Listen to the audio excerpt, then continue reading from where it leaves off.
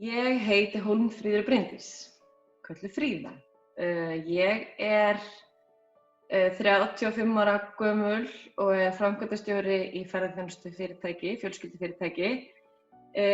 Fer í alls konar búninga líka. Ég er náttúrulega móðir, ég er unnusta, ég er stjórnarformaður, ég er stjórnarmaður og ég er kórmeðlimur. Þannig að maður er svona hér og þar og ég bý á Höfn í Horni. Já, það er ekkert annað. Mér langar svolítið að vita bara hvað var helst að halda aftur af þér áður en þú byrjaðir í 21 dags námskeiðinu. Á hvaða stað varstu þegar þú leitaði til mín? Já, ég var á stað þar sem að ég spólaði ótrúlega mikið áfram og fram úr mér. Ég hef alltaf gefið mikla og jákvæða orku af mér og ég var farin að ganga á þá orku þannig að ég átti ekkert eftir fyrir mig og svona þetta urðu svona nokkrir breaking points svona í byrjun þessa ástands og svona eitthvað sem smám saman hlóðust upp og svona sambland af atburðum og álagi síðustu 2 árin. Já. Og hvað finnst þér núna að hafa breyst mest bara í þinni nálgun á lífið og þinni líðan og þínu viðhorfi eftir að þú fórst í gegnum prógrammið og leyfði þér raunverulega að sinna þínum þrám og löngunum og þörfum? Setja þær í Ég er rólegri svona í höfðinu. Ég er ekkert rosalega æst týpa en ég er rólegri, ég gefi mér aðeins meira svigrúm, bara sjálfri, ég til mín og ég þurfti algjörlega að æfa mig að einmitt leyfa mér að vera, leyfa mér að njóta augnabliksins, vera ekki að vera alltaf með í hausnum hvaða verkefni er morgundagsins eða kvöldsins. Nú er ég bara hér með börnunum mínum eða manninum mínum eða sjálfri mér. Þú veist, eins og segi, ég stoppaði einhvern veginn aldrei í höfðinu og það verður maður svo uppgefin og það var náttúrulega kannski líka visst breaking point þarna í fyrsta spjallið okkar að ég var farin að sofa illa. Já.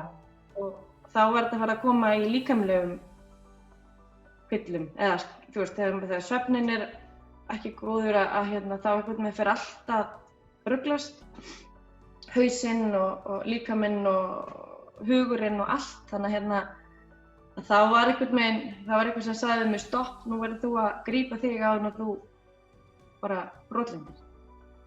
Já.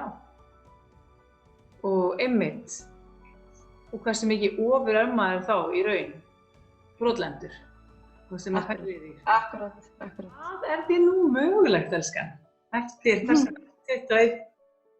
þennan 21 dag? Það er ótrúlega, þú veist, það er náttúrulega bara allt mögulegt. Maður getur bara leyft sér að dreyma og það er einhvern veginn bara það að leyfa sér að dreyma, þess vegna stórt, þess vegna smátt, það bara fyrir eftir hvernig gír þú ert, akkurat. Já. Að það gerir manni kleift að, þú veist, vera bjartsýnn og vera jákvæður og fara ekki í þennan gír að rífa sig niður. Það gerir maður einhvern veginn, þá finnst manni maður svolítið ósigrandi. Já, ég man líka eftir. Það er ótrúlega falleg tilfinning að treysta sér og treysta, þú veist, öðrum fyrir einmitt sjálfum sér og tilfinningum manns. Það er ekki gott að bara loka allt inni og vera bara, og þú veist, hreinskilin að þess að vera að velta öllum upp úr öllu, það var þetta bara hreinskilni. En stóra markmiðið mitt þarna fyrir ári síðan var, ég skrifaði í bók, mér langaði til að finna mín eigin hamingju, skapa mín eigin hamingju, segi ég. Ég hefði ekki hugmynd hvernig ég færi að því. En ég er komin miklu nær því og ég veit aðeins meira hvað er á bakvið þetta. Þú veist, þetta vinna það er engin leiðarendi, þú veist. Það sem maður er líka búin að koma að stað að það að hlúa að sinni andlegri heilsu og temja sér einhverja vana og hugsanir sem að, þú veist, eru mínar og kannski öðru heldur en þínar, að það sem hentar mér, að ég þarf að halda því við og þetta er stöðug vinna. Þetta er bara svo líka sagt, þegar þú komst komin í þitt besta form og þá hættur ekki bara. Þú verður að halda áfram og halda þér við. Og það er bara nákvæmlega sem maður er búin að koma að staðrunni að ég skapa mína eigin hamingju með því að vera fylgin mér og leyfa mér að dreyma og halda því við. Já! Það er bara líka svo ótrúlega nærandi að finna það að maður sé að fylgja sínum löngunum og þrám. Sko. Þú veist, hvernig tilfinning er bara að vinna með Dísu? Hvað myndirðu segja? Hvað svona tilfinning er það? Sko, við skulum bara orða það þannig að ég sat í svona smá sjokki eftir fyrsta spjallið okkar. Maður hitti fólk, alls konar fólk, alla daga og sumt fólk nær maður til og sumt fólk er bara þarna og nema það ég kem, þú veist, algjörlega eitt svona hissa á sjálfur mér að hafa alltaf farið sæna mig upp í þetta skráð mig í þessa 15 mínútna spjall.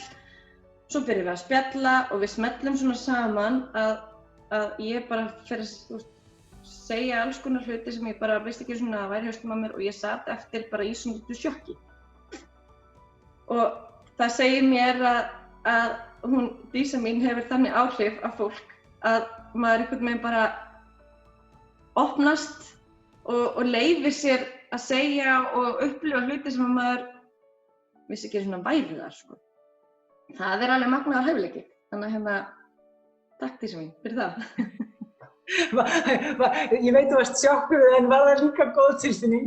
Það var rauninni, ég var svo hissa að ég hefði treyst ókunnugri manneskju fyrir öllu þessu og svo náttúrulega þegar að leiða og við kynntumst að þá veit ég náttúrulega nákvæmlega, þú veist, skilja það alveg. Þú hefur bara þennan faktor og það er náttúrulega bara, hvað ég segja, þú ert bara einstök.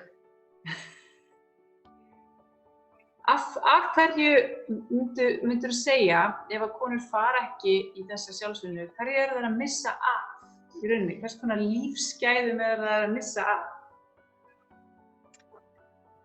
Það er náttúrulega bara,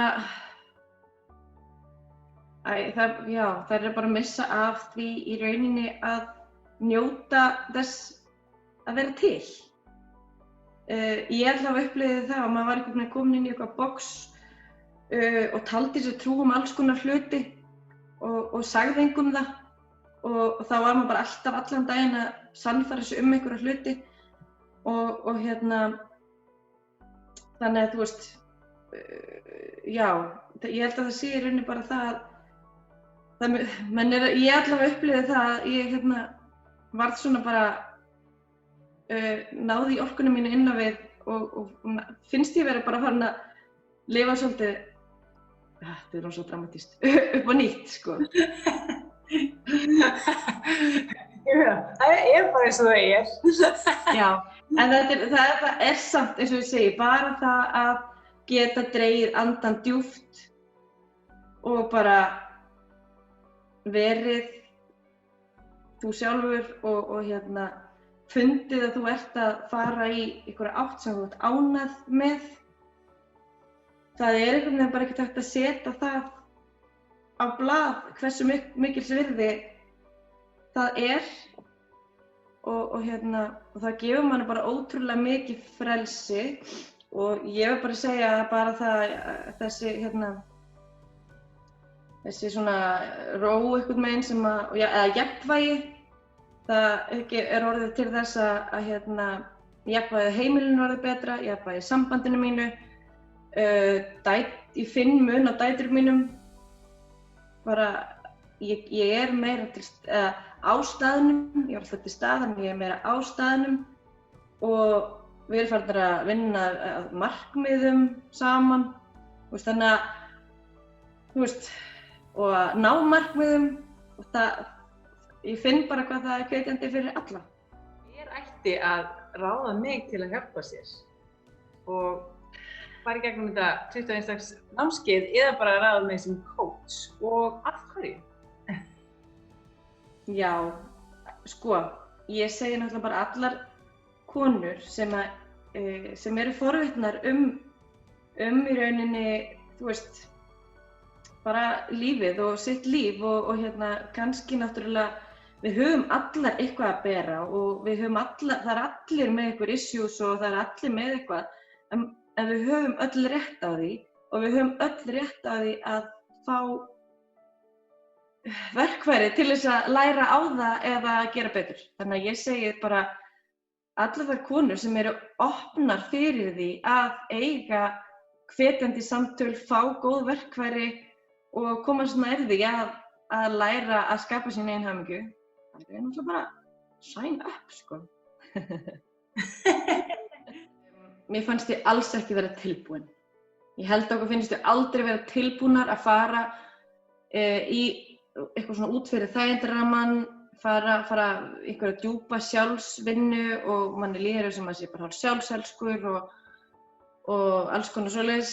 En ég er ótrúlega glöð að hafa stokkið en ekki guggnað á málinu af því að mér fannst ég alls ekki vera tilbúin en bara í fyrsta spjalli þá keyrðir mig upp í það að bara byrja að hafa trú á því sem við vorum að fara að gera.